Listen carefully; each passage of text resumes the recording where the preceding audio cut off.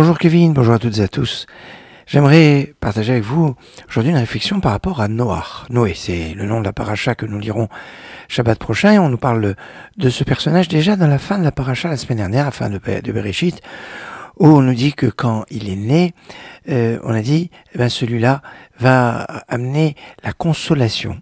En effet, on pourrait dire que depuis la mort de Adam Arishon, d'Adam, le monde était un petit peu plongé dans une certaine ténèbre. Comme dit Shulchan Aruch, quand il y a un deuil dans une famille, alors c'est toute la famille qui est un peu prise par le din, par la rigueur, par l'atmosphère. Mais quand arrive une naissance, et quelle naissance? Noach est né circoncis. Et il y avait une tradition, ça veut dire, quand un enfant va naître circoncis, ça va réparer quelque part, ça va chasser les ténèbres, ça va amener une sorte de lumière. Et c'est ça.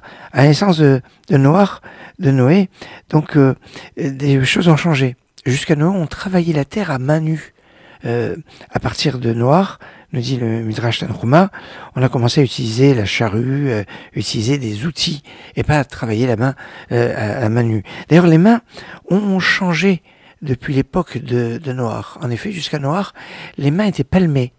Peut-être on peut voir ici un lien avec l'eau, etc. Enfin, les mains étaient palmées. Et il y a eu une séparation entre les doigts qui s'est faite au moment de la naissance de Noach.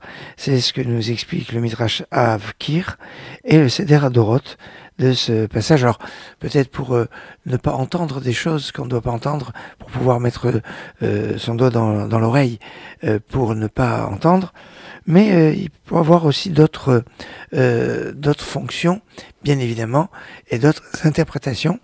Pour l'heure, je vous souhaite une excellente journée.